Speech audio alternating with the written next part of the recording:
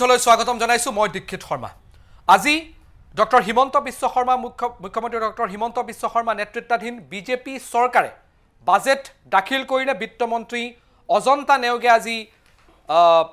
budget দাখিল কৰিলে এক প্ৰকাৰে চাব গলে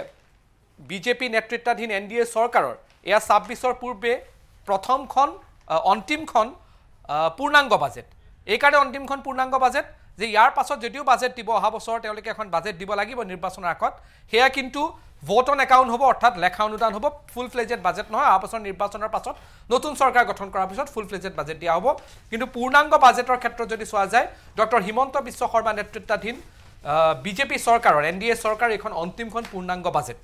আৰু আজি বাজেট যেতিয়া দাখিল কৰিলে কেইবাটাও ঘোষণা কৰা হ'ল অৰুণোদয় আঁচনিৰ পৰা আৰম্ভ কৰি ৰেচন কাৰ্ড ধাৰীৰ পৰা আৰম্ভ কৰি শিক্ষা ক্ষেত্ৰৰ পৰা আৰম্ভ কৰি অসমৰ অৰ্থনৈতিক ক্ষেত্ৰত বা অসমৰ অৰ্থ সামাজিক দিশটোৰ ক্ষেত্ৰত কেইবাটাও গুৰুত্বপূৰ্ণ ঘোষণা কৰা হ'ল ইয়াৰ উপৰিও বিদ্যুতৰ মাচুল প্ৰতি ইউনিটত 120 ইউনিটলৈকে যি মধ্যম বা নিম্ন বৰ্গৰ পৰিয়ালৰ লোক আছে তেওঁলোকে যদি 120 ইউনিট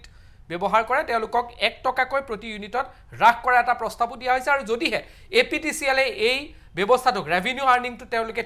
ঠিকমতে কৰি থাকিব পাৰে তেতিয়াহ'লে পৰৱৰ্তী সময়ত এই মাসুল আৰু কিছু পৰিমাণে হ্ৰাস কৰাৰ কথাও বাজেটত কোৱা হ'ল তাৰ উপৰিও কোৱা হ'ল শিক্ষাৰ ক্ষেত্ৰত এটা গুৰুত্বপূৰ্ণ কথা ঘোষণা কৰা হ'ল যে অষ্টম শ্ৰেণী পৰ্যন্ত যেটো অসম ইতিহাস আছে অসম ইতিহাসটো বাধ্যতামূলক কৰাৰ কথা কোৱা হ'ল তাৰ উপৰিও ব্ৰহ্মপুত্ৰ উপত্যকাৰ হি লাগিলে চৰকাৰী হওক মানে বেচৰকাৰীয়ে হওক সিবিএসইয়ে হওক বা সেৱা বোৰ্ডে হওক ব্ৰহ্মপুত্ৰ উপত্যকাত অসমীয়া ভাষাৰ অধ্যয়নটো বাধ্যতামূলক কৰা হ'ল ঠিক তেনে ধৰণে বিটিএডি বা বিটিআৰ অঞ্চলত অসমীয়া বা বড়ো ভাষাৰ শিক্ষা বা তেওঁলোকৰ অধ্যয়ন ইংৰাজী মাধ্যমৰ বিদ্যালয়সমূহত বাধ্যতামূলক কৰা হৈছে হেয়া ঘোষণা কৰা হৈছে তাৰ উপৰিও ৰেচন কাৰ্ড ধাৰীসকলৰ ক্ষেত্ৰত এটা কথা ঘোষণা কৰা হৈছে ৰাজ সাহায্য দিয়াৰ কথা ঘোষণা কৰা হৈছে 25 টকা কোনবাত 20 টকা বা 15 টকা বা 10 টকা এনে ধৰণে মোৰ যদি ভুল হোৱা নাই দাইল চেনি আৰু নিমখ এনে ধৰণৰ যিসমূহ আছে তাৰ ৰাজ সাহায্য দিয়াৰ কথা ঘোষণা কৰা হৈছে মাৰ্কেট ভ্যালুৰ ওপৰত ৰাখি অৰ্থাৎ অৰ্থ সামাজিক দিশৰ ক্ষেত্ৰত কেইবাটাও ঘোষণা কৰা হৈছে যাতে দৰিদ্ৰ সীমাৰেখাৰ তলত থকা লোকসকলক ওপৰলৈ উঠাব পৰা যায় এনে ধৰণৰ ঘোষণা কৰা হৈছে কিন্তু এটা প্ৰশ্ন উত্থাপন হ'ল যে ডক্টৰ হিমন্ত বিশ্ব শৰ্মা নেতৃত্বাধীন বিজেপি চৰকাৰৰ এখন অন্তিমখন বাজেট যি দিয়া হ'ল পূৰ্ণাংগ বাজেট দিয়া হ'ল সেই বাজেটে বিকশিত অসমৰ যিখন ৰোড মেপ প্ৰস্তুত কৰা হৈছে সেই ৰোড মেপত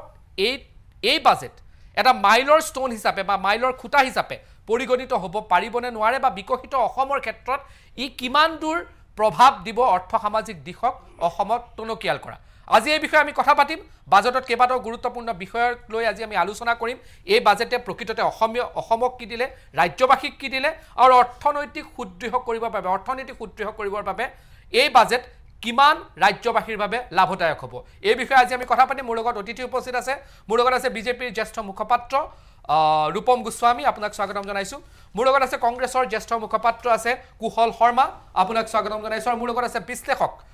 ৰাজীৱ বৰুৱা আপোনালোক দুই তিনিজনকে স্বাগতম জনাইছো আৰু ওপেনিং ৰিমাৰ্ক মই বিজেপিৰ পৰা লৈ ল'ব বিচাৰো এটা ওপেনিং ৰিমাৰ্ক 1 মিনিটৰ ওপেনিং ৰিমাৰ্ক যে এই বাজেটখন তেওঁলোকৰ দৃষ্টিত কি প্ৰথম ৰূপম গোস্বামী কি ক'ব এই বাজেটখন আপোনাৰ ক্ষেত্ৰত এই বাজেটখন এক সম্পূৰ্ণ এক গতিশীল বাজেট বুলি ক'ব লাগিব আৰু এই বাজেটখন মই বহুত বাজেট দেখিছোঁ সৰুৰ পৰাই যেতিয়াৰ পৰা জনা হৈছোঁ আৰু মই ইকনমিক্সৰ ছাত্ৰ হিচাপে মই এই বাজেটখন এক সৰ্বাংগীন উন্নয়নৰ সকলোৰে বাবে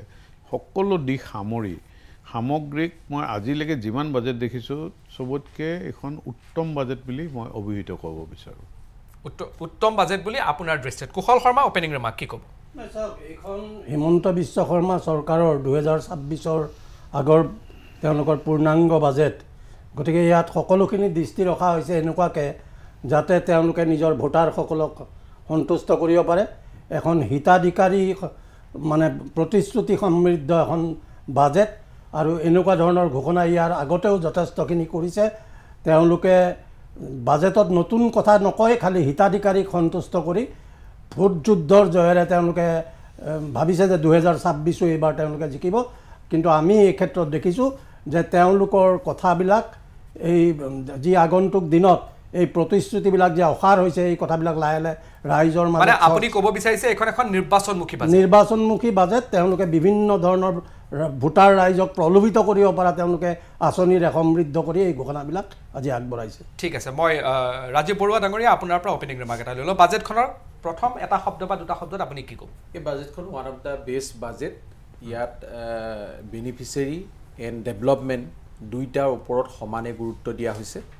গতিকে মই ভাবোঁ এই বাজেটখনৰ দ্বাৰা অসমৰ উন্নয়নৰ গতি ত্বৰান্বিত হ'ব আৰু এখন এটা সবাংগ সুন্দৰ বাজেট বুলি মই অভিহিত কৰোঁ ঠিক আছে যেহেতু আপুনি মই অপজিশ্যনৰ পৰা আৰম্ভ কৰিব বিচাৰিছোঁ এতিয়া মই প্লেটফৰ্ম অপেন কৰিছোঁ ডিছকাশ্যনৰ কাৰণে মই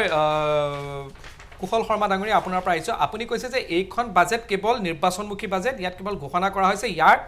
মই যেটো আপোনাৰ পৰা অপেনিং ৰিমাৰ্কৰ পৰা বুজি পালোঁ যে অসমৰ অৰ্থনীতিক সুদৃঢ় কৰিব পৰাকৈ কোনো ধৰণৰ ব্যৱস্থা ইয়াত নাই আপুনি ক'ব বিচাৰিছে নহয় চাওক এইখন বাজেটত যিটো তেওঁলোকে ব্যয় শিতানটো দেখাইছে 1,00,000 তেওঁলোকে 52,000 কোটিৰ অধিক টকা তেওঁলোকে 1,55,985 কোটি টকা তেওঁলোকে দেখাইছে আৰু এই টকাটো যদি আমি 100 টকাকৈ হিচাপ কৰি এটা লওঁ তেতিয়াহ'লে এই টকাৰ ভাগটো ক'ৰ পৰা কেনেকৈ আহিছে ধাৰৰ ক্ষেত্ৰত আহিছে 23.28 টকা শ্বেয়াৰ এণ্ড চেণ্ট্ৰেল টেক্সৰ পৰা আহিছে 28.63 টকা চেণ্টাৰ স্পন্সৰ স্কিমৰ পৰা আহিছে 15.93 টকা ৰাজ্য চৰকাৰৰ নিজৰ আয় মাত্ৰ 29.8 কোটি টকা ৰাজ্যত আমি দেখিছোঁ যে অসমখন এখন যথেষ্ট খনিজ পদাৰ্থৰ পৰা আৰম্ভ কৰি কৃষি সমৃদ্ধ বিভিন্ন ধৰণৰ ইয়াত উৎস আছে যিবিলাকৰে এখন সেলফ সাফিচিয়েন্ট ষ্টেট বনাব পৰা যায় কিন্তু এই ক্ষেত্ৰত হিমন্ত বিশ্ব চৰকাৰখনে বাৰুকৈয়ে বিফল হৈছে তেওঁলোকে আনকি যিবিলাক টকা কাৰণ ইতিমধ্যে বিধানসভাৰ মজিয়াটো আলোচনা হৈছে বিভিন্ন ধৰণৰ কেলেংকাৰীৰ কথা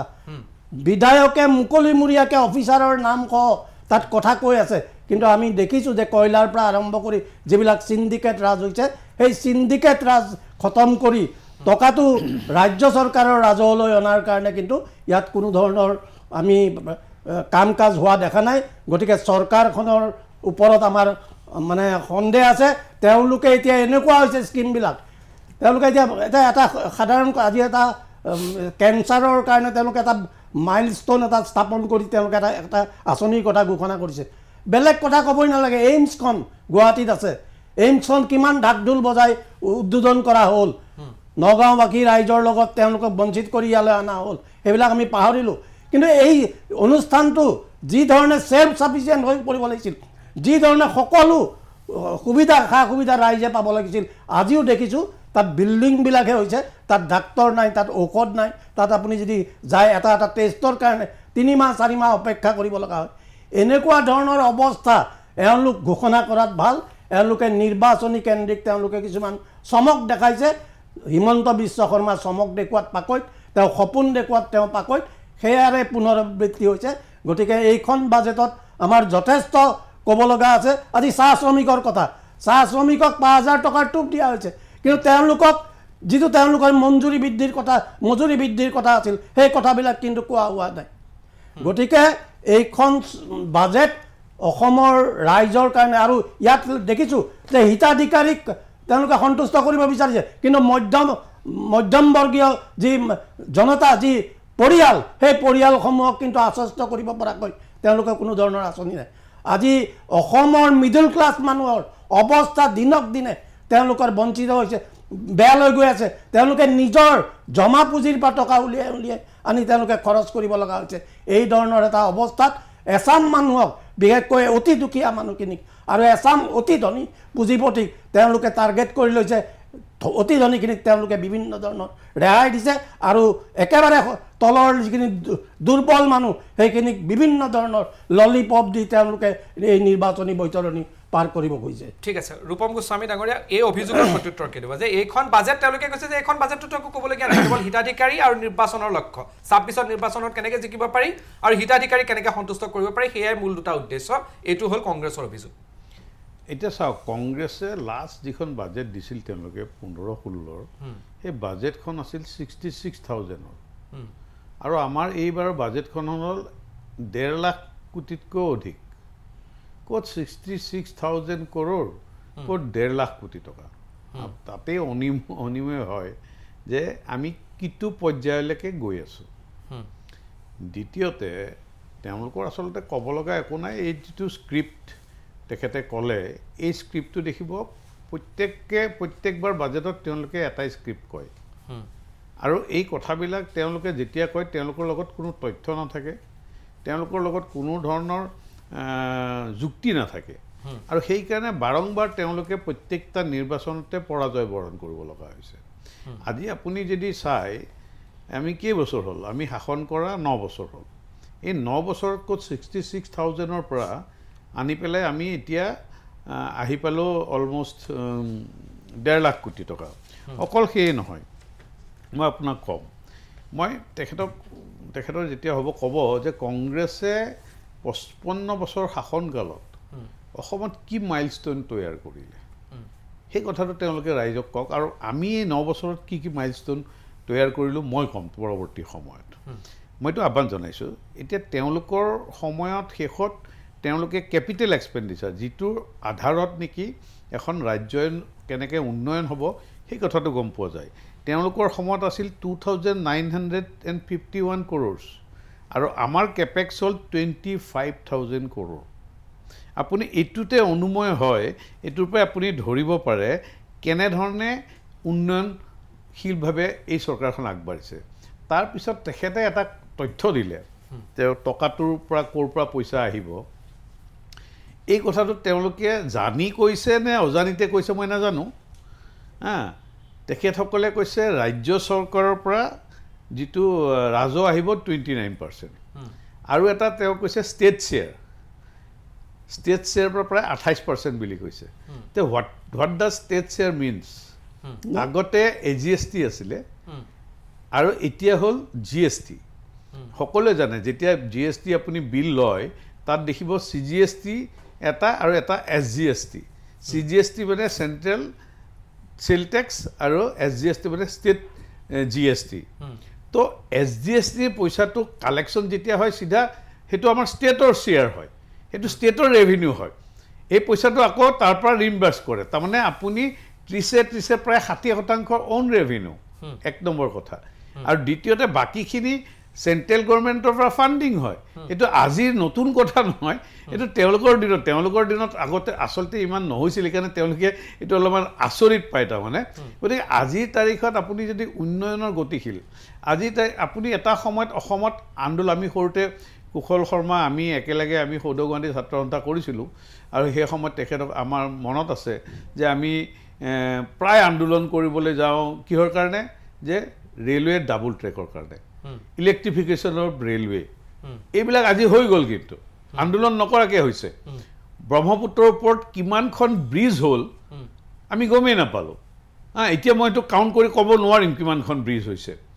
কেনেধৰণে কানেক্টিভিটি হৈছে অকল সেয়ে নহয় আপুনি যদি আমি গুৱাহাটী ৰিফাইনাৰী আন্দোলন কৰি পাব লগা সক্ষম হৈছিলোঁ কিন্তু আমি NRLৰ 3 গুণ বৃদ্ধি হৈ গ'ল NRLও আমি অসম আন্দোলনৰ জৰিয়তে পাইছিলোঁ কিন্তু 3 গুণ বৃদ্ধি কোনো আন্দোলন হোৱা নাই কিন্তু 3 গুণ বৃদ্ধি হৈ গ'ল গতিকে এই আজি যে ইয়াতে আপোনাৰ ছেমি কণ্ডাক্টৰ ইণ্ডাষ্ট্ৰি আহিছে কোনো আন্দোলন হোৱা নাই কিন্তু 27,000 কোটি টকা ছেমি কণ্ডাক্টৰ ইণ্ডাষ্ট্ৰি আহি গ'ল ঠিক আছে গতিকে এই কথাবিলাক আৰু ইয়াতে যিটো পৰিৱেশ সৃষ্টি হৈছে আজি চাপক ইয়াত আজি অসমত আজি এডভান্টেজ আসামৰ জৰিয়তে মই এটা আপোনাৰ সৰু কথা কওঁ যে তেওঁলোকৰ দিনত বসুন্ধৰা এডভান্টেজ আসাম এইবিলাকৰ বিষয়ে চিন্তাই কৰিব নোৱাৰিছিল আজি অসমৰ যে থলুৱা মানুহৰ নিজৰ মাটিৰ পট্টা নাছিল তেওঁলোকে কাহানিও চিন্তা কৰা নাই আৰু সেইকাৰণে তেওঁলোকে সেই মাটিৰ পট্টা দিয়াৰ কাৰণে কোনো প্ৰচেষ্টা প্ৰয়াসে কৰা নাছিল খালি তেওঁলোকে বাংলাদেশী মানুহখিনিক আহি জংঘলে চৰকাৰী মাটিয়ে চাটিয়ে বহাইছিল যিবিলাক এতিয়া আমি সত্ৰৰ পৰা আমি বেদখল কৰিব লগা হৈছে বিভিন্ন জেগাৰ পৰা আমি তেওঁলোকক বেদখল মুক্ত কৰিব লগা হৈছে আৰু বসুন্ধৰা 1 2 3 গ'ল এইবিলাক আমাৰ চিন্তা চৰ্চা এডভান্টেজ আসাম তেওঁলোকে চিন্তাই কৰিব নোৱাৰিছিল যে ইয়াত বাহিৰৰ পৰা বিনিয়োগ হ'ব পাৰে এইবিলাক আমাৰ চিন্তা চৰ্চা গতিকে আপুনি যদি তোফাতটো চাই এই তোফাতটো আপুনি একদম স্পষ্টতাৰে ওলাই পৰে যে তেওঁলোকৰ দিনত কেনেধৰণৰ কাম কাজ হৈছিল আৰু আমি কেনেধৰণে কাম কাজ কৰিছোঁ গতিকে পৰৱৰ্তী বহুত আছে ক'বলৈ মই এটা বিশ্লেষণ ৰাজীৱ বৰুৱাৰ পৰা লৈ লওঁ তাৰপিছত মই আপোনাৰ ওচৰলৈ কুশল শৰ্মা আহিম ৰাজীৱ বৰুৱা কি ক'ব আপুনি কৈছে যে খুব বেলেঞ্চ বাজেট হৈছে বুলি ইয়েছ আজি বাজেটখনৰ আটাইতকৈ এটা ডাঙৰ কথা যিটো বৰ্তমান ভাৰতবৰ্ষৰ সকলো মিডিয়াত চৰ্চিত হৈ আছে সেইটো হৈছে যে অসমে নিজস্বভাৱে ইছৰোৰ লগত আৰু এটা প্ৰাইভেট কোম্পানীৰ লগত মিলি নিজৰ এটা ছেটেলাইট মানে তৈয়াৰ কৰাৰ কথা সৃষ্টি কৰিছে কিন্তু ছেটেলাইটটোৰ লগত অসমৰ উন্নয়নৰ কথা জড়িত হৈ আছে এই কথাটো এই কাৰণে যে আমাৰ বৰ্ডাৰ যিবিলাক ডিসপুট থাকে বৰ্ডাৰত বাংলাদেশী যি প্ৰব্ৰজনকাৰী কাৰণ সেই বৰ্ডাৰবিলাক আমি এতিয়াও সিল বহু ক্ষেত্ৰত নদী থকাৰ কাৰণে বা কিবা কাৰণে আমি সিল কৰিব পৰা নাই গতিকে তাত যেতিয়া ছেটেলাইটৰ দৰে মনিটৰিং সিস্টেমটো যিটো আহিব হেতুই কি হৈছে এটা অসম সুৰক্ষিত হোৱাৰ দিশত আগবাঢ়িব দুই নম্বৰ কথা হ'ল যে অসমত আজি যদি অসমীয়া যি ভাষা সেই ভাষাৰ এটা অস্তিত্ব সংকটলৈ যাবলৈ ধৰিছিল যেতিয়া অসমীয়া ভাষা ক্লাছিকেল ল্যাঙ্গুৱেজ ঘোষণা কৰা হ'ল ক্লাছিকেল ল্যাঙ্গুৱেজ ঘোষণা কৰাৰ পাছত বহু লোকে ক'লে যে ক্লাছিকেল ল্যাঙ্গুৱেজ ঘোষণা কৰিলে নহব অসমীয়া সুৰক্ষিত কৰিব লাগিব অসমীয়া ভাষাক সেই কাৰণে বৰাক উপত্যকা এৰি ব্ৰহ্মপুত্ৰ উপত্যকা আৰু বিটিআৰত অসমীয়া সাবজেক্টটো কম্পালসৰি কৰি দিয়া হ'ল ইংলিশ মাধ্যমৰ যিবিলাক অসম CBSE বিদ্যালয় তাৰ পিছত হৈছে যে অসমৰ যুগস্ৰষ্টা অসমক এখন উন্নত ৰাজ্য হিচাপে প্ৰৱৰ্তিত কৰা যি ধাৰণা আছিল সেই ধাৰণা আসলে পৰ্যবেক্ষিত হৈ আহিছিল মহাপুৰুষ শংকৰদেৱৰ দিনৰ পৰা গতিকে মহাপুৰুষ শংকৰদেৱৰ বৈকুণ্ঠগামী হোৱা মধুপুৰ সত্ৰক কি হৈছে ইণ্ডিয়ান হেৰিটেজ সাইটত ইনক্লুড কৰিবলৈ ভাৰত চৰকাৰলৈ যিটো প্ৰপ'জেল দিছে এটো এটা ইয়াৰ ডাঙৰ সিদ্ধান্ত নেক্সট কৈছে যে সত্ৰীয়া সংস্কৃতি আমি সবেই জানো সত্ৰীয়া সংস্কৃতি অসমখনক বিশ্বৰ বুকুত প্ৰতিষ্ঠা কৰাৰ ক্ষেত্ৰত আটাইতকৈ বেছি ভূমিকা পালন কৰিছে এই সত্ৰীয়া সংস্কৃতিৰ লগত উদাসীন পৰম্পৰা যিসকল ভকতে বিয়া বাৰু নপতাকে সত্ৰীয়া সংস্কৃতি ধৰ্মৰ প্ৰৱৰ্তন কৰে সেই সকল লোককো এক বিশেষ মৰ্যাদা দি মাহে 1500 টকাকৈ দিয়াৰ এটা ব্যৱস্থা কৰিছে এটো এটা ভাল কথা নেক্সট কোলে যে আমাৰ আটাইতকৈ ডাঙৰ কথা হৈছে যে হাতী আৰু মানুহৰ যেটো বাঘৰ সংঘাত হ'বলৈ লৈছে তাতে কি হৈছে এতিয়া আজি বাজেটটো তাৰ আগতো উত্থাপন হৈছে যে স্পেশাল আনিছে যোৱাকালি আপুনি দেখিছে যে নেফিয়া হাতীৰ ওপৰত যিবিলাকে ৰিসাৰ্চ কৰি আছে তেওঁলোকক যোৱাকালি অসম গৌৰৱ সন্মানিত কৰিছে গতে হাতী মানুহৰ সংঘাতত যদি মৃত্যু হয় প্ৰথমতে 4 লাখ আছিল এতিয়া 5 লাখ টকালৈ বৃদ্ধি কৰিলে লগতে খেতি যদি নষ্ট হয় 7500 টকা আছিল হেতু 8000 টকালৈ বৃদ্ধি কৰিলে দুই নম্বৰ কথা হৈছে নেক্সট কথা হৈছে যে শিক্ষাৰ ক্ষেত্ৰত আপুনি চাওক শিক্ষাৰ ক্ষেত্ৰত আটাইতকৈ ডাঙৰ কথাটো হৈছে যে শ্ৰীভূমি আৰু কাৰ্বি আলংত দুখনকৈ এগ্ৰিকালচাৰ মহাবিদ্যালয় তাত খুলিবলৈ যেটো প্ৰজেক্ট লৈছে হেতুৱে কি হৈছে কাৰ্বি আলংৰ কৃষি ক্ষেত্ৰত এটা আলোড়ন সৃষ্টি কৰিব আৰু বৰাক ভেলী কৃষি ক্ষেত্ৰত এটা বিশেষভাৱে প্ৰভাৱ পেলাব নেক্সট হ'ল যে ভুটান আৰু বে অফ বেংগল আৰু যেটো যোগীঘোপা কানেক্টিভিটি বাংলাদেশৰ যেটো ৰোড কানেক্টিভিটিৰ কাৰণে যেটো যে বাজেটত উল্লেখ কৰিছে এটোৱে কিন্তু নতুন মাত্ৰা কঢ়িয়াই আনিব ইন্টাৰনেশ্যনেল মাৰ্কেটৰ ক্ষেত্ৰত অসমলৈ একটা নতুন মাত্ৰা কঢ়িয়াই আনিব নেক্সট কোলে যে টুৰিজম সেক্টৰ ডেভেলপমেন্ট কৰিবৰ কাৰণে চাওক এটা প্ৰজেক্ট দিছে যে জাহাজেৰে মানে ফান্সি বজাৰৰ পৰা আপুনি গুৱাহাটী এয়াৰপোৰ্টত আপুনি এন্ট্ৰি কৰিব চেক ইন লাভ কৰিব পাৰিব এটো কি হৈছে এটোৱে কি হৈছে ব্ৰহ্মপুত্ৰৰ যেটো টুৰিজম সেক্টৰক ব্ৰহ্মপুত্ৰত আগবঢ়াই নিব লগতে গুৱাহাটী এয়াৰপোৰ্টটো খানাপাৰা ৰোপৱে যেটো কথা কৈছে এটো এটা বৃহৎ প্ৰজেক্ট এখিনি লৈ আনিছে মই প্ৰজেক্টখিনি কথা কৈ দিছো প্ৰথমতে মানে এইটো এটা বৃহৎ প্ৰজেক্ট বুলি আপুনি ধৰি লওক নেক্সট কোলে যে অসমৰ মেডিকেল ক্ষেত্ৰত আজি অসমত 13খন মেডিকেল কলেজ আছে আৰু এটা 14 নম্বৰখন দৰঙত প্ৰতিষ্ঠা কৰিবৰ কাৰণে ঘোষণা কৰিলে কিন্তু তাৰ লগতে এটা কথা কৈছে যে বহু সময়ত উত্থাপিত হয় MRI মেচিন বা সিটি স্ক্যানৰ সুবিধা হয় গতিকে এতিয়া এই পুটিবিলাকত এই গুটিকিটা ব্যৱস্থা কৰিব নেক্সট হৈছে যে অসমখন হৈছে কেন্সাৰ হাব গতিকে ইয়াতে মানে কেন্সাৰ ট্ৰিটমেন্টৰ কৰিবৰ কাৰণে পটন থেৰাপি এটো বিশ্বৰ অতি উন্নত মানদণ্ডৰ থেৰাপি বুলি কোৱা হয় গতিকে পটন থেৰাপি এটা সেন্টাৰ যদি গুৱাহাটীত খুলিব চাক বহু কষ্ট ঘাট প্ৰতিঘাটৰ মানুহে মুম্বাইলৈ যাব লাগে বা হায়দৰাবাদলৈ যাব লাগে মানে ইয়াতে ট্ৰিটমেন্ট পাব ইয়াতে ইয়াৰ হ'ব ট্ৰিটমেন্ট পাব ট্ৰিটমেন্ট পয় নহয় ট্ৰিটমেন্ট কাৰণ অৰ্থনীতিৰ লগত ইয়াৰ এটা ওতঃপ্ৰোত সম্বন্ধ আছে নেক্সট কোলে যে মাজুলী আৰু শিৱসাগৰক মানে টুৰিজিম সেক্টৰত এটা বিশেষ স্থান দিবৰ কাৰণে চিন্তা কৰিছে গতিকে এই চিন্তাটো এটা অতি ডাঙৰ চিন্তা নেক্সট কলে চক বহুতে ক'ব পাৰে এইখন চৰকাৰে মুছলিম বিৰোধী কৰিব পাৰে মুছলিমসকলৰ গৰিয়ামৰীয়া জিকিৰক কি হৈছে প্ৰত্যেকটো খিলঞ্জীয়া ভাষালৈ অনুবাদ কৰা আনন্দৰাম ইনষ্টিটিউটক দায়িত্ব দিছে এটো এটা তাত বিশেষ প্ৰজেক্ট বুলি কোৱা হৈছে নেক্সট কলে যে শিক্ষাৰ ক্ষেত্ৰত এটা ট্ৰিমেন্ডাছ লৈ আনিছে যে যিখিনি স্নাতক সেই স্নাতকখিনি কি হৈছে 2500 টকাকে মাহে দিয়াৰ ব্যৱস্থা কৰিছে যদি একেবাৰে নলয় 25000 টকা দিব এককালীন দিব আৰু পোন প্ৰথমবাৰ বেছক পিএইচডি কৰিলে আমাৰ ইয়াত আসলতে আমাৰ গোটে ভাৰতবৰ্ষতে পিএইচডি এটা 40 বছৰলৈকে কৰিব লাগে বিদেশতো পিএইচডি কোনো লিমিটেড নাই বয়স নাই গতিকে পিএইচডি কৰা লোকসকলৰ বাবে 25000 টকা এককালীন আৰু যিসকল ফিজিক্যালি হ্যান্ডিক্যাপ সেই সকলক 5000 টকা এটা হয়তো 50000 টকা এটা দিয়াৰ ব্যৱস্থা কৰিছে গতিকে এই বিশেষ বস্তুবিলাক আমি স্কিমবিলাক এৰিছো যিবিলাক বেনিফিচিয়াৰী স্কিম আমি দিছো কিন্তু এনেকুৱা কিছুমান বস্তু লৈ আনিছে যে শিক্ষাৰ ক্ষেত্ৰতো বহু পৰিৱৰ্তন লৈ আনিছে ঠিক আছে কুশল শৰ্মা ডাঙৰীয়া ৰাজীৱ বৰুৱাই যিখিনি কথা কৈছে যে এখন ব্যালেন্স বাজেট আৰু ইতিমধ্যে তাৰ যুক্তি দৰ্শাইছে কিহৰ কাৰণে এটা সকলো ক্ষেত্ৰতে আছে বুলি তেওঁ ক'ব বিচাৰিছে অৰ্থনৈতিক বা অৰ্থসামাজিক দিশটোৰ উপৰিও আৰু আপুনি কৈ আছে বা ৰূপম গোস্বামীৰ কথাত আপুনি সম্পূৰ্ণ বিৰোধিতা কৰি আছে এটা এই দুটা কথাৰ খণ্ডন আপুনি কেনেকৈ কৰিব এওঁলোক দুইজনৰ মন্তব্য নহয় চাওক আজি আপুনি মোৰ প্ৰতি অন্যায় কৰিছে কাৰণ এফালৰ দুজন মানুহ ৰাখিছে আৰু এজন না অন্যায় কৰা নাই না মোক অন্যায় কৰিছে আপুনি না আপোনাক সুযোগ দিম আজি আমাৰ আদৰ্শৰ হৈ ক'বলৈ অকল মোক ৰাখিছে গতিকে এইটো আচলতে অন্যায় আৰু এজন ৰাখিব লাগিছিল না ঠিক আছে যিয়ে নহওক মই এটা কথা ক'ব লাগিব তেখেত বিশ্লেষক হিচাপে আহিছে তেখেত না বিশ্লেষক নহয় তেখেতক মই আগৰ পৰাই জানো তেখেতটো একেবাৰে সেইবিলাক ক'লে তেখেতে বেয়া পাব গতিকে মই নকওঁ মই আপোনাক সুযোগ দিম মই আপোনাক সুযোগ দিম অকমান দুইজনৰ কথাৰ উত্তৰ দিবলৈ মানে আমাৰ ক'ব লগা কথাটো হ'ল কি যে কংগ্ৰেছ দলে সুদীৰ্ঘ সময় এটা শাসনৰ গাদীত আছিলে কেইবাগৰাকীও প্ৰধানমন্ত্ৰী আমি পাইছোঁ অসমতো কেইবাগৰাকীও মুখ্যমন্ত্ৰী পাইছোঁ ভাৰতীয় জনতা পাৰ্টিয়ে এনেকুৱা এটা ইমপ্ৰেশ্যন দিব বিচাৰে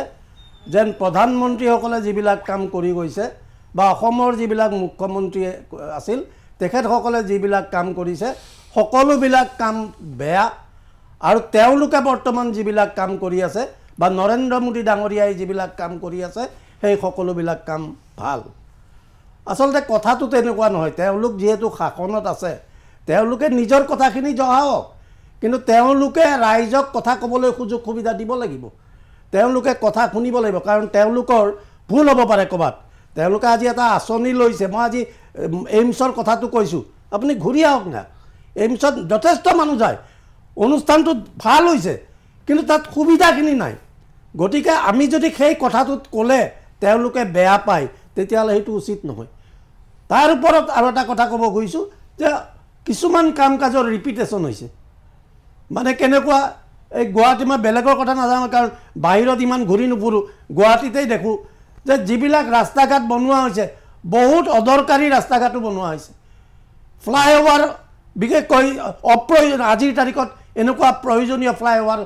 আৱশ্যকতা নাছিল সেই কথাবিলাকো ৰাইজৰ তেওঁলোকে নুশুনে আজি মই শিলপুখুৰী অঞ্চলত দেখিছোঁ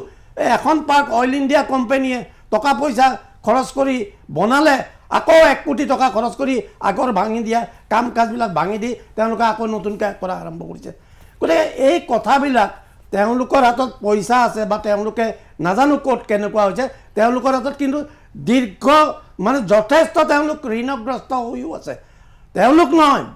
বিজেপি চৰকাৰ আজি আছে কাইলৈ গুচি যাব তেওঁলোকে জনতাক কিন্তু ঋণগ্ৰস্ত কৰি পেলাইছে ভাৰতখনক অসমখনক তেওঁলোকে ঋণগ্ৰস্ত কৰি পেলাইছে গতিকে ঋণগ্ৰস্ত চৰকাৰবিলাকে যিটো কাম কৰিব সেই সকলোখিনি কাম যে অতি ভাল হৈছে মই নকওঁ এই কথাটো কাৰণ কংগ্ৰেছৰ দিনত এনেধৰণে লোন লোৱা হোৱা নাছিল আজি মনমোহন সিং ডাঙৰীয়াৰ নেতৃত্বত আজি ৰূপম গোস্বামী ডাঙৰীয়াই কৈছে যে তেওঁলোকে কিমান কি কাম কৰিছে ময়ো কওঁ শুনক ৰূপম গোস্বামী ডাঙৰীয়া গুৱাহাটীত কি কাম হৈছিলে গুৱাহাটীত খোৱা পানীৰ আঁচনিৰ আৰম্ভণিটো মনমোহন সিং ডাঙৰীয়াই কৰিছিলে 2004-5 যেতিয়া আমি মিউনিচিপালিটিত আছিলোঁ অবিনাশ যোশী মই নামো কৈ দিছোঁ IAS অফিচাৰ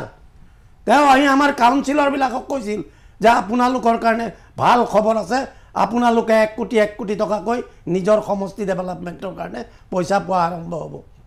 গতিকে এটা ক্ৰম এটা আৰম্ভ হৈছিল এনেকুৱা নহয় যে উন্নয়নৰ ধাৰাটো বিজেপিৰ এতিয়াৰ পৰা আৰম্ভ হৈছে এটা সময়ত অসমক পিছপৰা অঞ্চল বুলি ইয়াত প্ৰায়বিলাক টকাত তেওঁলোকে আমাক গ্ৰেণ্ট হিচাপে দিছিলে সেই কথাবিলাক আমি ইতিহাসবিলাক আমি পাহৰা উচিত নহয় গতিকে এতিয়া কিন্তু সেই সুবিধাবিলাক নাই তেওঁলোকে ঋণৰ ওপৰত ঋণ লৈ আছে গতিকে ভাৰতীয় জনতা পাৰ্টিয়ে আমি অনুৰোধ কৰিম তেওঁলোকে অকল তেওঁলোকে কিয় তেওঁলোকে এই ধৰণৰ কামবিলাক কৰে ঋণ লৈ লৈ তেওঁলোকে উন্নয়ন কৰিছে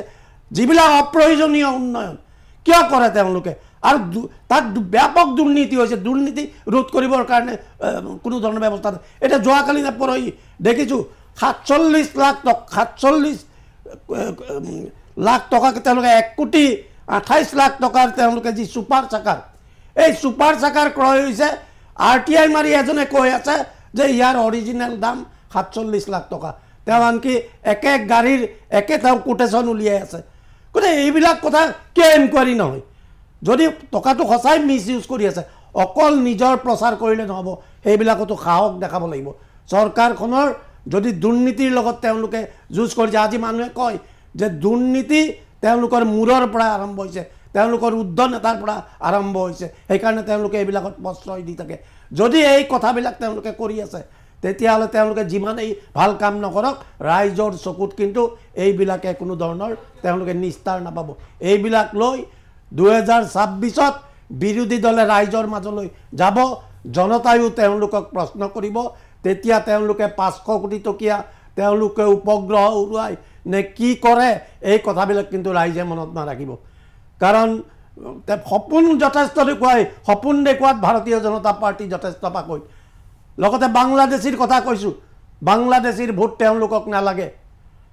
তোমালোকে ইমান বাংলাদেশী দেখিছিলা ক'ত কেইটা বিতৰণ কৰিলা তোমালোকে ক'ৰবাত ন্যূনতম তেওঁলোকে বাংলাদেশী বিতৰণ কৰাৰ মাজে মাজে পেপাৰবিলাকত তথ্য দেখোঁ গতিকে তোমালোকৰ যিবিলাক প্ৰতিশ্ৰুতি আছিল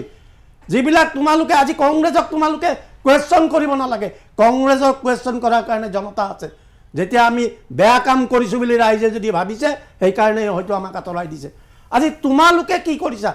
তোমালোকে ধুনীয়া কথা কৈ আছা কিন্তু তোমালোকক আমি যেতিয়া বিৰোধীয়ে বিধানসভাৰ মজিয়াত আমাৰ বিধায়কে নাম কৈ যেতিয়া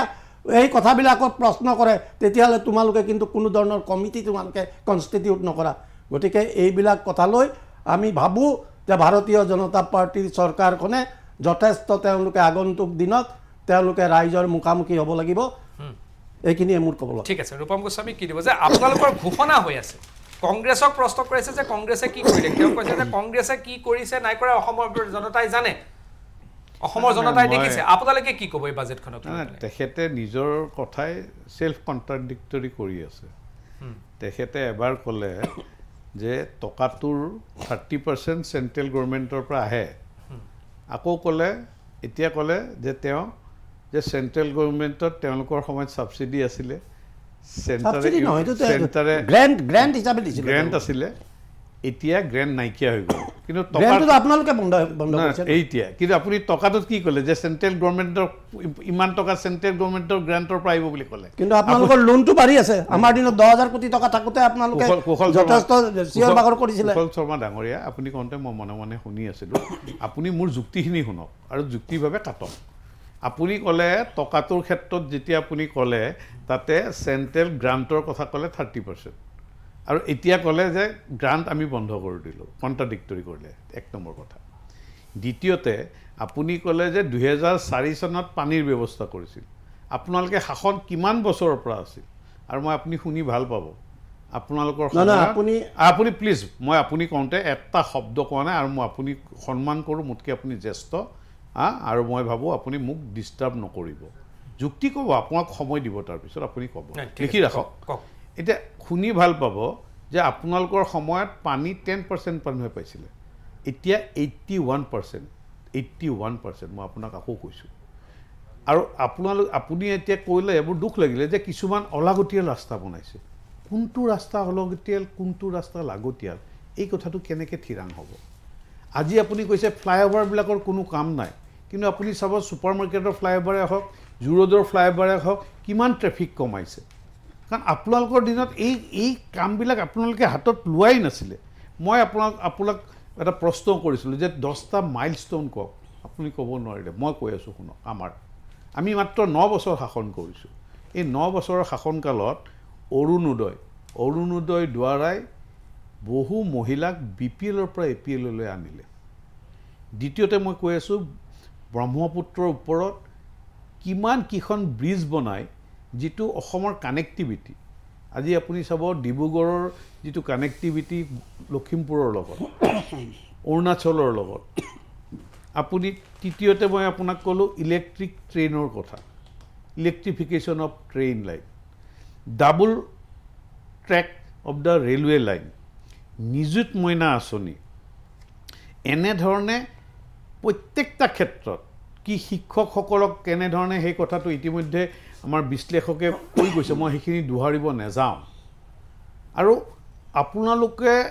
ইয়াত যুক্তি সম্পৰ্কে কথা কওক এতিয়া আপোনালোকৰ সময়ত আপোনালোকৰ গোটেই 55 বছৰ কালত প্ৰধানমন্ত্ৰী কিমানবাৰ আহিছে অসমলৈ বা নৰ্থ ইষ্টলৈ আমাৰ প্ৰধানমন্ত্ৰীগৰাকীয়ে 70 বাৰতকৈ বেছি কাল ভ্ৰমণ কৰিছে অকল প্ৰধানমন্ত্ৰীয়ে নহয় 2014 চনত প্ৰত্যেক মন্ত্ৰীকে কৈছিল যে 15 দিনত প্ৰত্যেকজন মন্ত্ৰী এবাৰ হলেও নৰ্থ ইষ্টত আহিব লাগিব আজি নৰ্থ ইষ্টৰ সামগ্ৰিকভাৱে কেনেকৈ উন্নয়ন হৈছে অকল অসম বাদ দিয়ক না বাকিবিলাক জেগাও সব কেনেকৈ উন্নয়ন হৈছে এই কথাবিলাক কিন্তু জনতাই জুখি চায় আৰু সেইকাৰণে বাৰংবাৰ আপোনালোকে নিৰ্বাচন হাৰি আছে কাৰণ আপোনালোকে আগতে কি আছিলে আগতে প্ৰযুক্তিবিদ্যা ইমান নাছিলে আজিৰ তাৰিখত প্ৰযুক্তিবিদ্যাৰ দ্বাৰাই মানুহে ফটাফট নেটত চাই ল'ব পাৰে যে এই মানুহজনে সঁচা কথা কৈছে নে মিছা কথা কৈছে আগতে আপোনালোকে বিভ্ৰান্ত কৰিব বিচাৰিছিল আজি চাহ জনগোষ্ঠী লোকৰ বাবে কি কৰিছিলে আপুনি চাব আমি লাইনে ৰাস্তা বনাইছোঁ টয়লেট দিছোঁ প্ৰধানমন্ত্ৰীয়ে যেতিয়া টয়লেটৰ ঘোষণা কৰিছিল আপোনালোকে হাঁহিছিল আপোনালোকে ঠাট্টা মস্কৰা কৰিছিল কিন্তু কিমান কোটি টয়লেট আজি ভাৰতবৰ্ষত বনাব লগা হ'ল আজি প্ৰধানমন্ত্ৰী ঘৰ আপোনালোকৰ সময়ত কেনেকুৱা কোৱালিটি আছিল আৰু আমাৰ সময়ত কেনেকুৱা কোৱালিটি আপোনালোকৰ সময়ত কিমান টকা ধাৰ্য কৰিছিল আৰু এতিয়া কিমান টকা ধাৰ্য কৰিছে আপুনি কোনটো বিষয়ত আপুনি ক'ব আপুনি এটা বস্তু এতিয়া আপুনি ঋণৰ কথা কৈছে ঋণগ্ৰস্ত প্ৰথম কথা আপুনি হয়তো জানে নে নাজানে মই নাজানো ঋণ যিটো চৰকাৰৰ হয় এইটো জনতাৰ ওপৰত কেতিয়াও নপৰে এইটো জনতা এইটো এটা বিভ্ৰান্তি কৰিবলৈ চেষ্টা কৰে যোনে নহওক যোন চৰকাৰে নহওক জনতাৰ ওপৰত নপৰে এইটো চেন্ট্ৰেল গভৰ্ণমেণ্ট আৰু ষ্টেট গভৰ্ণমেণ্টৰ বিষয়বস্তু আমি যিটো আমাৰ GSDP এই GSDP আমি লোন ল'ব পাৰোঁ 40% লৈকে আৰু এতিয়া আমি আমাৰ আজিৰ তাৰিখত আমাৰ লোন আছে 24% তাৰমানে আৰু আমি 16% লোন ল'বলৈ আমি পাৰোঁ কিন্তু যিবিলাক ষ্টেট পাঞ্জাব সবতকৈ ওপৰত আছে 41% ৱেষ্ট বেংগল ওপৰত আছে তেওঁলোকৰ পাৰ্টনাৰ UPৰ পাৰ্টনাৰ হয় কৰ্ণাটক আমাতকৈ ওপৰত আছে তাৰমানে তেওঁলোকে লিমিট ক্ৰছ কৰি গৈছে অসমে আজিলৈকে অসম আছে 18 নম্বৰ পজিশ্যনত পাৰ্চেণ্টেজ ৱাইজ মই গোটেই লিষ্টখন পঢ়ি দিব পাৰোঁ কোন কিমান মোৰ তাত তথ্য আছে বা আজি বাজেটটো কৈছে কথাখিনি গতিকে এই ঋণৰ কথাটো আপোনালোকে অযথা কথা নক'ব এতিয়া ঋণ কেনেকুৱা ধৰণৰ মই এটা একদম সহজ সৰলভাৱে বুজাই দিছোঁ আজি যদি মই বেংকত এটা লোন বিচাৰি যাওঁ টিভিৰ কাৰণে হওক গাড়ীখনৰ কাৰণে হওক বেংকে মোক কিয় লোন দিব চাব যে মোৰ ৰিপেমেণ্ট কেপাচিটি আছে নে নাই মোৰ ইনকাম সোৰ্স কি মোৰ ৰিপেমেণ্ট কেপাচিটি আছে যদিহে মোক লোন দিব একেই কথা ষ্টেটৰ ক্ষেত্ৰত ইয়াত আপুনি লোন খুজিলে নাপায় আপোনাৰ কিছুমান ব্যৱস্থা আছে এই ক্ৰাইটেৰিয়াখিনি ফুলফিল কৰিলেহে লোন পাব গতিকে GSDPৰ 40% লোন পাবলৈ আমি উই আৰ এলাউড কিন্তু আমাৰ এতিয়াও 24% লৈছোঁ আমি আৰু লোন লোৱাৰ আমাৰ সুবিধা আছে গতিকে আজিৰ তাৰিখত উন্নয়নৰ তেওঁলোকে কোনটো উন্নয়ন কৰিছে কোন ক্ষেত্ৰত আজি তেওঁলোকে ভাবিব পাৰিছিল নেকি কাজি নেমু ৰঙালাও এইবিলাক এক্সপৰ্ট হ'ব পাৰে অসমৰ পৰা তেওঁলোকে ভাবিব পাৰিছিল নেকি অসমত বিদেশীয়ে বিনিয়োগ কৰিব পাৰে ঠিক আছে এইবিলাকতো ভাবিবই পৰা নাছিল এইটো বাদ দিয়ক এয়াৰপৰ্ট আজিৰ তাৰিখত আপুনি অসমৰ যিটো এয়াৰপৰ্ট সেই অসমৰ 7 biggest airport of India 7 number Guwahati airport আৰু গুৱাহাটী এয়াৰপৰ্টটো কেনেকৈ ইণ্টাৰনেশ্যনেল এয়াৰপৰ্টৰ ব্যৱস্থা কৰিছে ঠিক আছে আৰু কাৰণ আমি ষ্ট্ৰেটেজিকেলি সাউথ ইষ্ট এছিয়া মাৰ্কেটখন আমি গ্ৰেপ কৰিব বিচাৰোঁ অকল সাউথ ইষ্ট এছিয়াই নহয় আমি entire eastern part of India Orissa Calcutta আমি সেইবিলাকো আমি আজি পৰিকল্পনা কৰি আছো তেওঁলোকৰটো পৰিকল্পনা একোৱেই নাছিল ঠিক আছে আজি 200 আৰু দুটা তিনিটা লাগি গৈছো 200-300 ল'ৰা ছোৱালী আজি বেংগলোৰত সেমিকণ্ডাক্টৰ ইণ্ডাষ্ট্ৰি ট্ৰেইনিং লৈ আছে ইয়াত যেতিয়া ষ্টাৰ্ট হৈ যাব ফেক্টৰী তেওঁলোক আহি পেলাই ইয়াত কৰ্ম কৰিব আমি অকল সেয়ে নহয় এই বাজেটত কেনেধৰণে আমাৰ যিখিনি ল'ৰা ছোৱালী বাহিৰত সামান্য সিকিউৰিটি গাৰ্ডৰ কাম কৰি আছে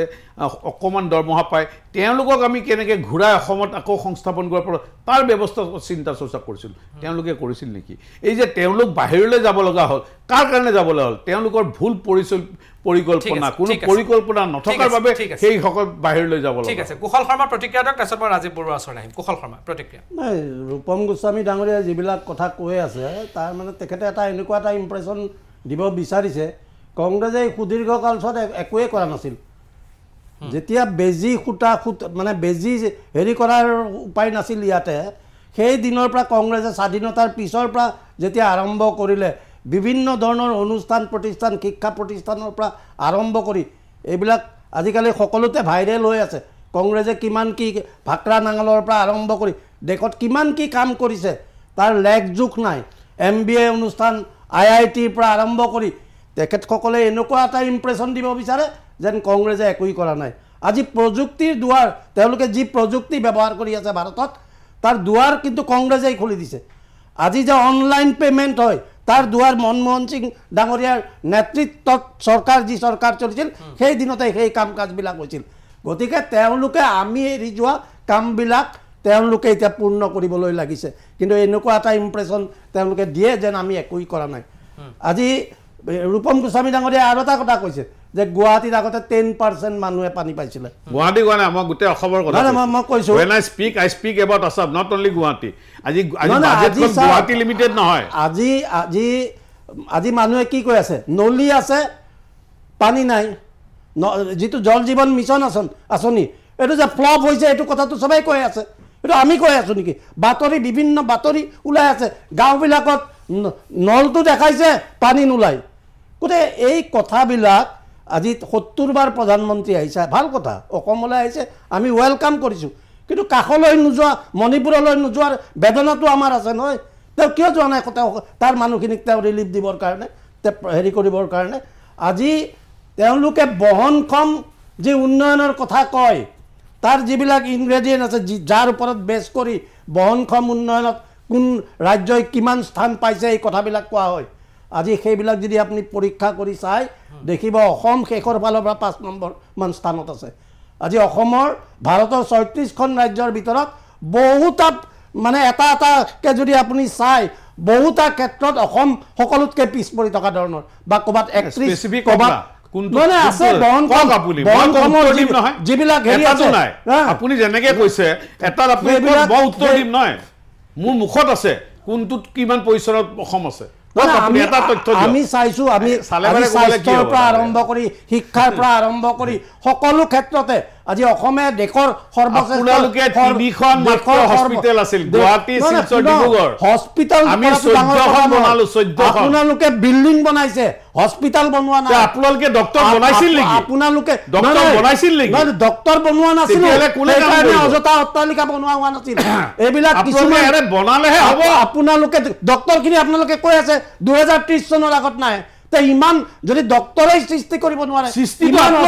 দায়িত্ব আছিলে 55 বছৰ একো নকৰিলে এই কথাবিলাক শুই থাকিলে খালি আপোনালোকে শুনক দুৰ্নীতি কৰি ডাঙৰ ডাঙৰ পাহাৰ গঢ়িলে দুৰ্নীতিৰ অভিযোগ আপোনালোকে আমাৰ শুনক APSC সেই দুৰ্নীতি আপোনালোক জেলত গৰুৱা প্ৰমাণ কৰিব নোৱাৰিলে কয়লাৰ পৰা আৰম্ভ কৰি মনমোহন সিং চৰকাৰৰ বিৰুদ্ধে আপোনালোকে কিমান অভিযোগ আনিলে কেইজন কংগ্ৰেছ নেতাক আপোনালোকে জেললৈ পঠিয়াবলৈ পাৰিলে গতিকে এইবিলাক আপোনালোকৰ কিছু মানুহ আছে ৰামদেৱৰ পৰা আৰম্ভ কৰি এই মানুহবিলাকৰ সহায়ত সেইখিনি সময়ত এটা আপোনালোকে পৰিৱেশ সৃষ্টি কৰিছিল যে ভাৰতখন বা কংগ্ৰেছ দলটো দুৰ্নীতি ভ্ৰষ্টাচাৰী দল সেনেকুৱা ধৰণৰ মহল এটা সৃষ্টি কৰি আপোনালোকে শাসন লৈছিলে আৰু এতিয়াও আপোনালোকে শাসনত বৰ্তি থকাৰ কাৰণে যিমান কুট কৌশল ল'ব লাগে সেই কথাবিলাক কৰিছে আপোনালোকে মিছা প্ৰলোভন দিয়ে হাৰিয়ানাত হাৰিলে মহাৰাষ্ট্ৰত হাৰিলে 55 বছৰটো আপোনালোকে জনতা কিয় বিশ্বাস নকৰে 55 বছৰটো আপোনালোকে হাৰি আছিল না হাৰাটো ডাঙৰ কথা নহয় হাৰাটো ডাঙৰ কথা নেকি আপোনালোকেওতো 55 বছৰ হাৰি আছে নহয় আজি আপোনালোকে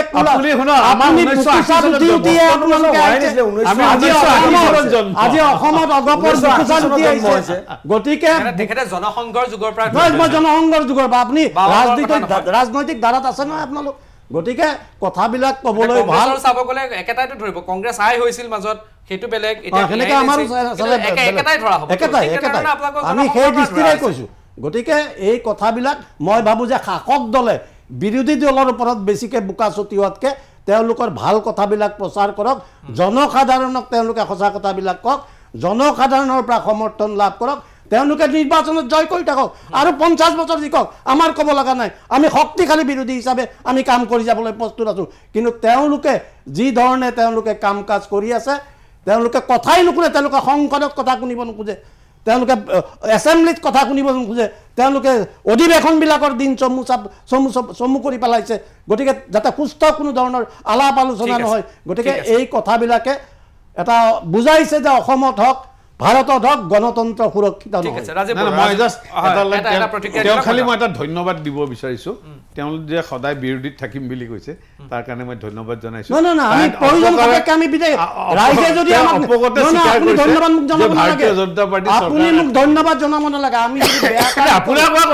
আমি যদি বেয়া কাম কৰোঁ ৰাইজে যদি আমাক নিবিচাৰে আমি অপজিশ্যনত থাকিব লাগিব নহয় আমিতো তেতিয়া আপুনি আমাক দিব নালাগে আপোনালোকে শাসনত থকাৰ ব্যৱস্থাটো কৰক আপোনালোকে ঠিক আছে ৰাজীৱ বৰুৱা ডাঙৰীয়া কি ক'ব প্ৰতিক্ৰিয়া দিয়ক এই প্ৰসংগতে কৈছোঁ যে উন্নয়নৰ কথাটো যেতিয়া কংগ্ৰেছৰ স্পোক পাৰ্চনে কৈছে যে লাষ্ট 9 yearsৰ যদি উন্নয়নটো চাই উন্নয়নৰ এটা কথা আছে মাপকাঠি আছে যে লাষ্ট 9 yearsত আমাৰ অসমৰ পৰাই নেতৃত্ব দিছিল মনমোহন ডাঙৰীয়াই তেখেতে অসমৰ পৰা নেতৃত্ব দি প্ৰধানমন্ত্ৰী হৈছিল কিন্তু লাষ্ট 9 yearsত আপুনি চাওক তেখেতৰ টাইমততো এইমছ নাহিলে তেখেতৰ টাইমততো IMM নাহিলে গুৱাহাটীত IMM পালে তেখেতৰ টাইমত আমি কিমান পাব লাগিছিল এজন প্ৰধানমন্ত্ৰী হিচাপে যেতিয়া অসমৰ পৰা নেতৃত্ব দিছিল এতিয়া আমি পাব লাগিছিল বহু ক্ষেত্ৰত পাব লাগিছিল আমি শিক্ষাৰ ক্ষেত্ৰত পাব লাগিছিল আমি মেডিকেল সায়েন্সৰ ক্ষেত্ৰত পাব লাগিছিল আপুনি যদি তেতিয়ালৈকে চাই তেতিয়া মেডিকেল কেইখন আছিল আজি 14খনলৈ গুটি কৰিলে আজি এই বছৰ আমি IMM পাবলৈ সক্ষম হলো গুৱাহাটী নে তেখেতে কলে অভিযোগটো দিছে যে তেখেতেটো সেইটোৱে কৈ আছে যে আপোনালোকে এইমছৰ কথা কলে আৰু গুৱাহাটীত আপোনালোকে এইমছ প্ৰতিষ্ঠা কৰিলে প্ৰধানমন্ত্ৰী আহি উদ্বোধন কৰি গল শিলান্যাস কৰিছিল উদ্বোধন কৰি কিন্তু এটা ফেসিলিটিটো তেওঁলোকে দিয়া ফেসিলিটি নাই ৰব ফেসিলিটিটো কথাটো শুনক এতিয়া যিখন 14খন মেডিকেল কলেজৰ কথাটো মই কৈ লৈছো প্ৰথমতে 14খন মেডিকেল কলেজত অলৰেডি পাঠ্যক্ৰম আৰম্ভ হৈছে আৰু এইখন বাজেটত মই প্ৰথমতেই কৈছিলোঁ যে এখন মেডিকেল কলেজৰ কাৰণে যিকিটা বস্তু দৰকাৰ অলৰেডি ল্যাব টেপ নাথাকিলে ইয়াত ইণ্ডিয়ান মেডিকেল সায়েন্সে চাই থাকে IMMC আপুনি জানেই মনিটৰিং কৰাৰ পিছত এখন মেডিকেল দৰ্জা দিয়ে গতিকে সেইটো এটা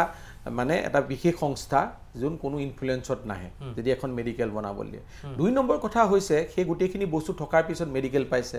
আজি অসমত 1500 মেডিকেল সিট হৈ গ'ল 1500 ছাত্ৰ ছাত্ৰীয়ে অসমত আজি ট্ৰিটমেন্ট কৰিবলৈ গৈ মানুহখিনি তাৰে সুবিধা পোৱা নাই সেইটোৱে কৈ আছে ট্ৰিটমেন্ট কৰিবলৈ নাই আৰু এটা কথা মই কৈ দিওঁ শুনক আপোনাৰ কাৰণে কৈ দিছোঁ আপুনিতো 15খন মেডিকেল কলেজৰ কথা কৈ গৰ্ব কৰি আছে আপোনালোকৰ মেডিকেল কলেজৰ ডিগ্ৰী এফিলিয়েশ্যন ল'বৰ কাৰণে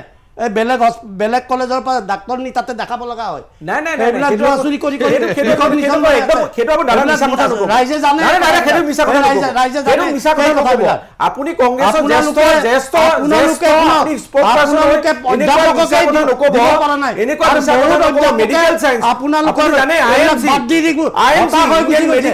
ইণ্ডিয়ান মেডিকেল এছ'চিয়েশ্যনে এনেকুৱা নকয় যে বেলেগৰ ছাত্ৰ ছাত্ৰী বেলেগত দেখুৱায় তেনেকুৱা প্ৰচেছ নাই দাদা এইটো কথা টিভিত আপুনি মিছা কথা কৈছে এইটো কিন্তু মিছা কথা কাৰণ মেডিকেল সায়েন্সৰ আপুনি এনকুৱাৰী কৰিলে নহব নহয় ইনষ্টিটিউটে চাচিতা কৰে তাৰ কাৰণে চৰকাৰে দায়িত্ব দিছে ইউজিচিক দায়িত্ব দিছে ইউনিভাৰ্চিটি কেনেকৈ চলে ইউজিচি চাই আছে আপোনাৰ ওপৰত ইউজিচি আছে চৰকাৰৰ ওপৰতো ইউজিচি চাই আছে ইউনিভাৰ্চিটি কেনেকৈ চলে আপুনি এনেকৈ মিছা কথাটো কৈ দিলে নহবতো RSSৰ মানুহ বহাই থৈছে আপুনি কেনেকৈ চিন্তা কৰিবই নালাগে 14খন আছে বুলি কৈছো 14খন হয় কেনে হয় বুলি কৈছো আপুনি অসমৰ মানুহটো চাই আছে নহয় বুলি ক'লে আজি সব কৈ কোকৰাঝাৰ মেডিকেলত মোৰ নিজৰ ভাইটিৰ তাত পঢ়ি আছে আপুনি ক'লে হ'ব নেকি যে সেইবোৰ নাই হোৱা যি 13খনত অলৰেডি মেডিকেল ক্লাছৰ আৰম্ভ মানে অভিযুক্তৰ প্ৰশ্নটো এইটো হ'ল যে ঠিক আছে মেডিকেল কলেজত সোমাইছে তাত আপোনালোকে পাঠ্যক্ৰম আৰম্ভ কৰিছে ছাত্ৰ ছাত্ৰীসকল যাব তেওঁলোকে 5 বছৰৰ পিছত আহিব তেতিয়া যাব সেইখিনি হ'ব আমি 5 বছৰৰ পিছত লক্ষ্য কৰিম কিন্তু আজিৰ তাৰিখত এইমছত চিকিৎসাৰ একো সুবিধা নাই না এইটো একদম মিছা কথা এইটো না কাইলৈ মোৰ লগত গুকান ৰূপম গোস্বামী আপুনি কাইলৈ মোৰ লগত সুবিধা আছে কাইলৈ মোৰ লগত দেখাই দিম মই পুৰা সুবিধা মই কৰিব লাগিলে এখন ডাঙৰীয়া যদি স্কেন কৰিব লাগে 1.5 মাহ 2 মাহ ৰখিব এক মিনিট গুৱাহাটী হেৰি কথা আপুনি এটো অল ইন্ডিয়া মেডিকেল কলেজ এইমছটো যায় যদি কোনো মেডিকেল গুৱাহাটী মেডিকেল কথা অল ইন্ডিয়া এইমছ যদি দিল্লীটো যাব লাগে তেতিয়াহলে এমাহ সময় ল'ব লাগে আপোনালোকে ইমান ল'ব লাগে কি কৰিব আপোনালোকে 7 বছৰ ইমান মেডিকেল কলেজ কিয় নুখুলিলে প্ৰাইভেটতে যাব বছৰ কিয় নুখুলিলে আপোনালোকে প্ৰাইভেটতে যাব লাগিব কিয় নুখুলিলে সেই কথাটো মই যেতিয়া চৰকাৰত আহিম অকলে এইমছ দিল্লীয়ে থাকে আপুনি কিয় নুখুলিলে তেতিয়া মই আহিম তেতিয়া মোক মই চৰকাৰত আছে কাৰণে আপোনাক সুধি আছো মই উত্তৰ দিছো খুলো ঠিক আছে ৰূপম গোস্বামী উত্তৰ দিব বিচাৰিছে আপোনালোকৰ কংগ্ৰেছ দল ইমান ডাঙৰ দল এটা যদি সঁচাকে তেনেকুৱা ধৰণৰ না আজি তাৰিখত আপোনালোকো সৰু হৈ থকা নাই মই এক মিনিট নাই কংগ্ৰেছ দলৰ ইতিহাস আছে কংগ্ৰেছ দল ইমান ডাঙৰ আপোনালোকে ক্লেইম কৰে তে ইমান যদি ইৰেগুলাৰিটিজ আছে নিৰ্বাচনৰ আগততো এইখিনি আপুনি গোবৰ ফাক কৰি দিলে দেখোন ৰাইজে আমাক কেনেই নটচাট কৰিব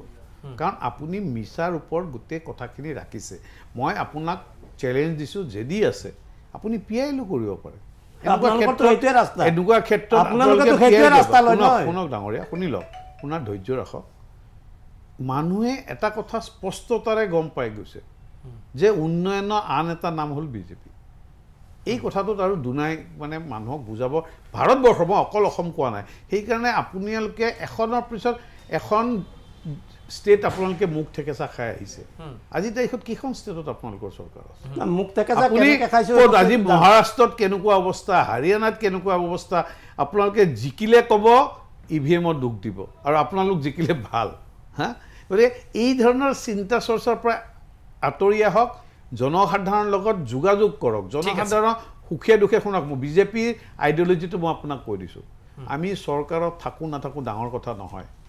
আমাৰ হ'ল অন্তোদয়া তাৰমানে সমাজত বসবাস কৰা শেষৰ মানুহজন যেতিয়ালৈকে উন্নয়ন নহয় আমি অহৰভাৱে কাম কৰি থাকোঁ ঠিক আছে চৰকাৰত থাকিলেও কৰোঁ নাথাকিলেও কৰোঁ কিন্তু আপোনালোকে চৰকাৰ নাথাকিলে জনসাধাৰণৰ কাৰণে একো কাম নকৰে হয় ৰাজীৱ বৰুৱা ডাঙৰীয়া মই ক্লোজিং ৰিমাৰ্ক আপোনাৰ পৰা লৈছোঁ মই সকলোৰে ওচৰত যাম ৰাজীৱ বৰুৱা আপোনাৰ পৰা চাওক মই আজি যিখন বাজেট দেখিছোঁ যোৱা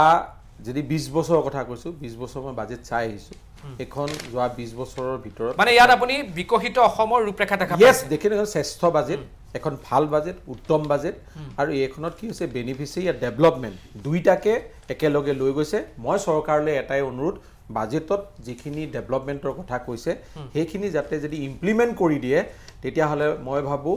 ইয়াতকৈ আৰু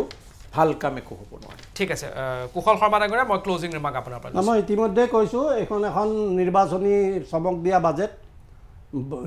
হিতাধিকাৰী সৰ্বোচ্চ বাজেট এনেকুৱা বাজেটে দেশৰ বা ৰাজ্যৰ উন্নয়ন ত্বৰান্বিত কৰিব নোৱাৰে ভাৰতীয় জনতা পাৰ্টিৰ চৰকাৰখনে হিমন্ত বিশ্ব শৰ্মাৰ চৰকাৰখনে সপোন দেখুৱাইছে কিন্তু এই সপোনবিলাক যে বাস্তৱত ৰূপায়িত হ'ব আমাৰ সন্দেহ আছে ঠিক আছে ৰূপম গোস্বামী ইতিমধ্যে অগণন চাকৰি কেনেকৈ ধৰণৰ মানুহৰ সপোনবিলাক বাস্তৱত ৰূপায়ণ হৈছে চাকৰি পোৱাসকলে তেওঁলোকে আপোনালোকৰ টিভি চেনেলবিলাকত কৈ আহিছে মই শেষত মাথো এটা কথা ক'ব বিচাৰিছোঁ যে অসমত থকা যিবোৰ PSU PSUবিলাক মই নিজে আছিলোঁ DNPLৰ চেয়াৰমেন মই যেতিয়া যোগদান কৰোঁ তেতিয়া 12 কোটি টকা প্ৰফিট আছিল আৰু মই আজি এবছৰ আগত মই তাৰ পৰা আহি পেলাই আসাম ফাইনেন্স কৰ্পোৰেশ্যনত যোগদান কৰিছোঁ অধ্যক্ষ হিচাপে মই এৰুণ্টে 50 কোটি তাৰমানে মই নিজে তাতে 12 কোটিৰ পৰা 50 কোটিলৈ মই আগবঢ়াই লৈ গৈছোঁ সেই PSUটো ঠিক AFC অত বছৰে লছত আছিল যোৱা বছৰ আমি 1 কোটি টকা প্ৰফিট কৰিবলৈ সক্ষম হৈছোঁ তেনেধৰণে আমাৰ গোটেই PSUবিলাকৰ ৱৰ্ল্ড ভেলু 40,000 crore আৰু এনেকৈ যদি সমগ্ৰ আপুনি গোটেইবিলাকৰ ৱৰ্ল্ড ভেলু হয় প্ৰায় 60,000 crore তেওঁলোকৰ সময়তে এইবিলাক তেওঁলোকে কেতিয়াও কেলকুলেশ্যনেই কৰা নাছিল এইবিলাক চব ওৱলি গৈছিলে গতিকে এই কথাবিলাক জনসাধাৰণে ইতিমধ্যে গম পাইছে দেখিছে গতিকে এইবিলাক কথাত মানুহ আশ্বস্ত গৈছে আৰু আমি জনসাধাৰণৰ লগত কানেক্ট কৰোঁ আজি তেওঁ ইয়াতে বকি থাকিব মানুহখিনিয়ে দেখি আছে শুনিছে কিন্তু আমাৰ মানুহে কানেক্ট কৰি প্ৰত্যেকটা কথাৰ উত্তৰ আমি দি আছোঁ আমাক প্ৰশ্ন নকৰা নহয় জনসাধাৰণে সৰ্বোচ্চ এই ৰাজনীতিত জনসাধাৰণে সৰ্বোচ্চ আৰু জনসাধাৰণে আমাক মৰম কৰি আছে আশীৰ্বাদ দি আছে আৰু আগলৈও আমাক মৰম আৰু আশীৰ্বাদ দি থাকিব এই আমি আশা কৰোঁ ঠিক আছে ধন্যবাদ জনাইছোঁ কুশল শৰ্মা ডাঙৰীয়া ধন্যবাদ জনাইছোঁ ৰূপম গোস্বামী ধন্যবাদ জনাইছোঁ ৰাজীৱ বৰুৱা ডাঙৰীয়া আপোনালোক তিনিজনকে ধন্যবাদ জনাইছোঁ বাজেট দিয়া হ'ল অন্তিমখন পূৰ্ণাংগ বাজেট এই বাজেটত বহুত ঘোষণা কৰা হৈছে বিজেপিৰ দাবী যে এইখন এখন বেলেন্স য'ত হিতাধিকাৰীৰ কথাও আছে অৰ্থনীতিক উন্নতি কৰিব আছে কিন্তু অপজিশ্যন আৰু বিশেষকৈ কংগ্ৰেছৰ অভিযোগ যে এই বাজেট কেৱল নিৰ্বাচনমুখী বাজেট হিতাধিকাৰীক সন্তুষ্ট কৰিব লাগে আৰু নিৰ্বাচন জিকিব লাগে তাৰ বাদে অৰ্থনৈতিক দিশত এয়া সুদৃঢ় কৰিবলৈ ৰাজ্যৰ অৰ্থনীতিক সুদৃঢ় কৰিবৰ কাৰণে এই বাজেটত বিশেষ একো ব্যৱস্থা নাই বুলি কংগ্ৰেছে দাবী কৰিছে অন্তিম সিদ্ধান্ত ল'ব জনতা জনাৰ্দনে কি কয় সেয়া নিশ্চিতভাৱে লক্ষণীয় হ'ব আৰু জনতা জনাৰ্দনেও চাই আছে এই সকলোবোৰ কথা আজি যুক্তিযুদ্ধ অনুষ্ঠানৰ পৰা মই ডিকেট শৰ্মাই বিদায় লৈছোঁ ধন্যবাদ নমস্কাৰ